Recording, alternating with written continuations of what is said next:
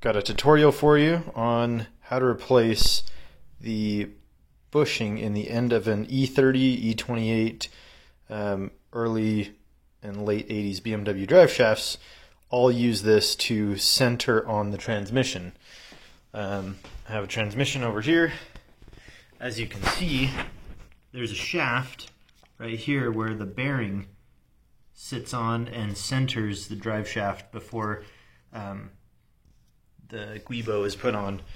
And some say that this isn't necessary, but when you're going through something completely, sometimes it's nice to just have fresh parts when your old one's trashed. So you can still get these from BMW. I believe I got this from Autohaus AZ for not that much money, maybe under 10 bucks, I think. Easiest way to do this was suggested online on like Bimmer forums is to cut a slit in it.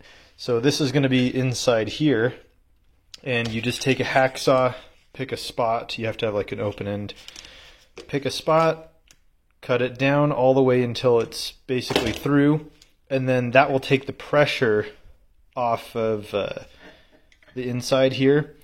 Then after that, take a MAPP gas torch or propane, something to heat it up, and I just heated up the outside of it until I could kind of see grease just kind of boiling a little bit. You can just see it getting hot, you know, on both sides. And take a hammer and a chisel or screwdriver, something like that. Here's a chisel right here. And I just put it on the edge because this is actually sticking out about that far.